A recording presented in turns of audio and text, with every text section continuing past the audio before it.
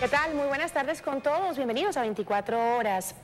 En Perú, desde anoche, el expresidente Ollanta Humala y su esposa Nadine Heredia están bajo arresto. La expareja presidencial se entregó luego de la decisión de un juez de sentenciarlos a 18 meses de prisión. ¿Qué tal, Liz? ¿Cómo estás? Muy buenas tardes. Muy bien, Gisela. ¿Qué tal, amigos? Buenas tardes. Esto tiene que ver con el caso Odebrecht. El presidente Pedro Pablo Kuczynski se pronunció sobre este hecho y aseguró que su país pasa por un momento muy triste. Aquí empezamos 24 horas. Así fue la caravana que trasladó al expresidente peruano Ollanta Humala y a su esposa Nadine Heredia a la Sala Penal Nacional en Lima, donde pasaron la noche y se pusieron a disposición de las autoridades judiciales. Esto luego de que el juez Richard Concepción ordenara: se impone mandato de prisión preventiva contra los investigados Ollanta Moisés Humala Tasso y Nadine Heredia Alarcón por el plazo de 18 meses en la investigación que se le sigue por el delito de lavado de activos en agravio del Estado. Las imágenes muestran a Humala sentado junto a su esposa en el asiento trasero de un vehículo con vidrios polarizados, mientras que una ola de periodistas a su alrededor trata de captar las imágenes. Simpatizantes de Humala se dieron cita en los exteriores de la sala, donde se podían escuchar los gritos de protesta. La primera reacción del exmandatario la escribió en su cuenta de Twitter y señaló: esta es la confirmación del abuso del poder, al que nosotros le haremos frente, en defensa de nuestros derechos y de los derechos de todos. El presidente Pedro Pablo Kuczynski se pronunció sobre este hecho y dijo: yo lo tomo con mucha tristeza, la verdad, y quiero decir que estamos haciendo todos los esfuerzos para que haya procesos rápidos, debidos procesos, pero eso depende de la Fiscalía y del Poder Judicial. Las denuncias contra Humala provienen del testimonio del ex jefe de la constructora Odebrecht, quien dijo que contribuyó ilegalmente con $3 millones a la campaña presidencial de Humala en 2011. La pareja también está acusada de tomar fondos no declarados del fallecido líder venezolano Hugo Chávez durante una anterior campaña presidencial. Humala, de 55 años, previamente insistió que no tiene ninguna intención de huir del país. Nos han entregado nuestros pasaportes, ¿no? En todo momento hemos demostrado arraigo y buena voluntad. Lo que pasa es que para el señor fiscal todo lo que hacemos es más bien al contrario. Entonces, yo creo que este señor está envenenado. Una comisión del Instituto Nacional Penitenciario en Perú señala que en las próximas horas determine en qué penal serán internados Humala y Heredia. Angie Torres, 24 horas. Y tras el levantamiento del sigilo que pesaba sobre las declaraciones de los exfuncionarios de Odebrecht, las investigaciones en los 12 países han seguido involucrando a altos exfuncionarios que habrían recibido coimas millonarias. 1 mes y 12 días han pasado desde que la Procuraduría General de Brasil levantó la reserva a nivel judicial sobre los expedientes del caso Odebrecht, en el que se adjuntan documentos, audios y videos que fueron entregados por 77 ex ejecutivos de la transnacional brasileña a cambio de reducciones significativas en sus penas. A partir de ello, las fiscalías de los 12 países involucrados en el escándalo han recibido y procesado la información, realizando la par acciones que han derivado con la detención de altos funcionarios públicos. En Perú, por ejemplo, donde la transnacional brasileña habría pagado más de $29 millones en sobornos, la justicia de ese país ha dictado orden de prisión preventiva contra el expresidente Ollanta Humala y su esposa. También están detenidos altos exfuncionarios del gobierno de Alan García, relacionados a las comunicaciones y transporte. Aquí, entre 2005 y 2014, la empresa obtuvo más de $143 millones en contratos. En Argentina, un escenario similar. Aquí la empresa habría pagado más de 35 millones en un periodo que coincide con las presidencias de Néstor Kirchner y Cristina Fernández, obteniendo ganancias por encima de los $270 millones. Actualmente la empresa brasileña en este país tiene prohibido contratar con el Estado. La justicia conoce ya los nombres, pero sobre ellos mantiene un sigilo que no permite que ni la ciudadanía ni la prensa acceda a ellos. En Colombia, donde Odebrecht pagó $11 millones y obtuvo ganancias por encima de los 50 millones en contratos, la Fiscalía ha confirmado que la transnacional brasileña asumió costos en las campañas presidenciales en 2014 del ahora presidente Juan Manuel Santos y también de su rival Óscar Zuluaga. Venezuela es quizás el país donde menos se ha avanzado en el tema. Aquí la transnacional Nacional brasileña habría pagado 98 millones de dólares a funcionarios públicos de los gobiernos de Hugo Chávez y Nicolás Maduro. Justamente a él se acusa directamente de haber pedido dinero para financiar la campaña del expresidente Hugo Chávez. Aquí la Fiscalía General acusa al Tribunal Supremo de Justicia de bloquear las investigaciones. En Ecuador, donde el Departamento de Justicia de Estados Unidos aseguró que se habrían pagado 33,5 millones, hay actualmente 9 procesados y 2 más estarían por sumarse al caso. El exministro de Electricidad Alexei Mosquera y Ricardo Rivera, tío del vicepresidente Jorge Glass, son hasta ahora los nombres más relevantes en la investigación. A criterio del analista Francisco Huerta, la realidad de Ecuador en este tema no tendría razón para ser ajena al escenario latinoamericano. Parece que se destapó la caja de Pandora. No creemos que el Ecuador sea un caso de excepción en ese sentido. Y una corrupción que en el caso de las coimas de Odebrecht se ha movido en ámbito presidencial, aquí esté a nivel de tío de vicepresidente. Argumento compartido por la oposición, que tramita el pedido de juicio político al vicepresidente Jorge Glass. Roberto Gómez, asambleísta de Creo, asegura que las pruebas que hasta ahora se han entregado demostrarían la relación de Glass en los casos de corrupción, que si bien es cierto, dice, no es culpable, es al menos responsable. Se ha aceptado públicamente que existe la responsabilidad política por parte del vicepresidente. El dato es que él quiere solamente tener la responsabilidad política por lo bueno y que si él solo quiere recibir los aplausos acá en la Asamblea, vamos a hacer que reciba también la sanción. Por ahora en Ecuador la solicitud de juicio político en contra del vicepresidente Jorge Glass está en la mesa del CAL. A la par, la Fiscalía General ha admitido que los sobornos de Odebrecht en Ecuador superarían los 33,5 millones señalados por el Departamento de Justicia de los Estados Unidos. Carlos Acoto, 24 horas. Expectativa por la reunión de este lunes del Consejo de Administración Legislativa, que deberá decidir si procede o no la solicitud de juicio político en contra del vicepresidente Jorge Glass. Oposición y oficialismo alistan sus posiciones sobre sus votos. Alianza País considera que sus 5 representantes al Consejo de Administración Legislativa deben actuar orgánicamente y promover el archivo de la solicitud de juicio político en contra del vicepresidente Jorge Glass. Lo que corresponde es el archivo de este planteamiento que no tiene ni el rigor técnico ni siquiera el rigor político, pues se trata de una maniobra basada en manipulación, en desinformación, de recortes de prensa, de audios, de videos, donde no hay ninguna prueba relacionada con la participación del vicepresidente en ningún acto de corrupción. Sin embargo, la oposición cuestiona esta afirmación, pues el oficialismo no puede adelantarse a pedir el archivo antes de que el CAL se reúna, desconociendo los procedimientos legales y administrativos de la Asamblea. Bueno, es un error el decir que tiene que ir al archivo aún antes de revisar el anuncio de las pruebas, que es lo que corresponde, anuncio de la prueba. Cometería un error si es que no aprueba en el CAL, porque la sustanciación de las mismas tienen que dárselas los legisladores en su totalidad en el plenario. La presidenta de la Comisión de Fiscalización, María José Carrión, informó que este lunes se reunirá el bloque de Alianza País para definir posiciones con respecto al pedido de juicio político en contra de Glass. Defiende la idea de que las resoluciones deben respetarse. Por más que nuestros compañeros tengan roles como presidente de la Asamblea, vicepresidentes, vocales del CAL, presidentes de comisiones, cuando hay reuniones del bloque, esa jerarquía se pierde. Y lo que ocurre en nuestras reuniones de la organización política es que se discuten políticamente los temas, que esas posturas sirvan para tomar las mejores decisiones. El Consejo de Administración Legislativa se reunirá este lunes para determinar si progresa la solicitud de juicio político en contra de Glass y pasa a la Corte Constitucional o se archiva en el intento. En Quito, Ana María Cañizares, 24 horas.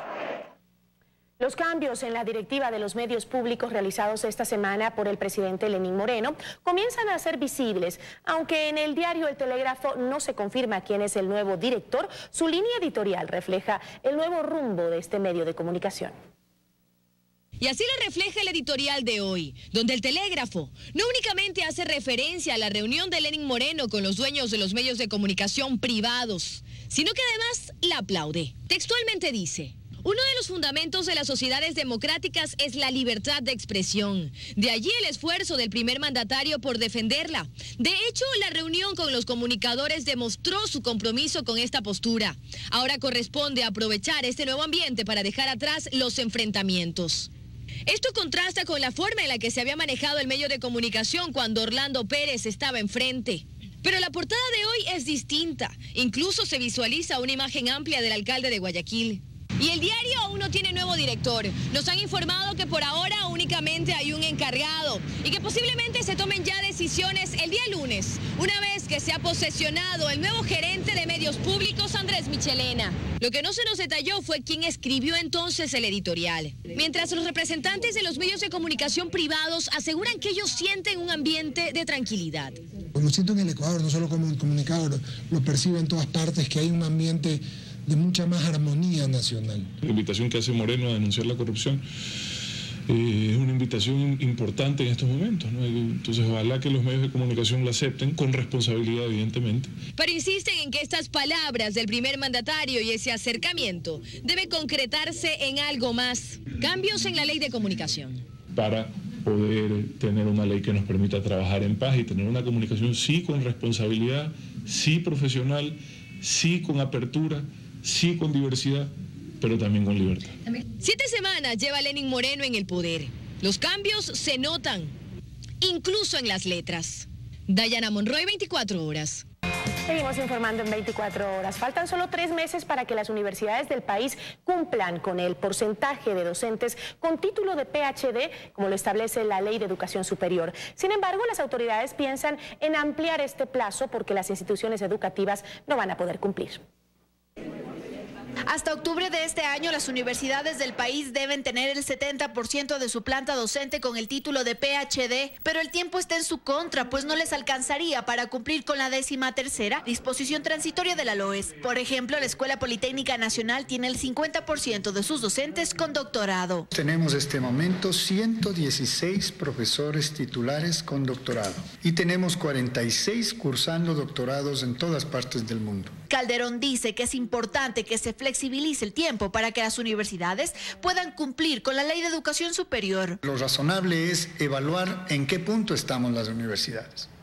Nosotros estamos en un proceso. Manejamos nosotros las bases de datos de los que han retornado con títulos de maestría y doctorados becados por CENESID, pero hay muy pocos de ellos que hayan hecho en física, en matemáticas. Según el secretario de Educación Superior, Adrián Bonilla, el plazo se debería ampliar, pues solamente 2.750 de 37.000 profesores en el país tienen título de PhD. Ese plazo no estuvo acorde a las posibilidades del sistema de educación superior. Hay que ampliar el plazo, hay que fortalecer los programas doctorales que se emiten aquí en el Ecuador. La reforma a la disposición transitoria de esta ley deberá ser parte de los otros cambios que plantea la CENESID a la LOES. No se trata exclusivamente del porcentaje de PhDs, hay otros temas urgentes sobre los cuales tiene que pensarse actualizar la Ley de Educación Superior. El próximo martes habrá un taller nacional para analizar las posibles reformas a la LOES. Estarán presentes los rectores de las universidades y autoridades de la Asamblea. En Quito, Andrea Samaniego, 24 horas. Estudiantes que se quedaron en supletorio y profesores concuerdan en que 3 oportunidades para pasar el año lectivo son demasiadas. Al momento se dictan las clases de recuperación en los planteles como ayuda para que los jóvenes logren pasar el examen supletorio.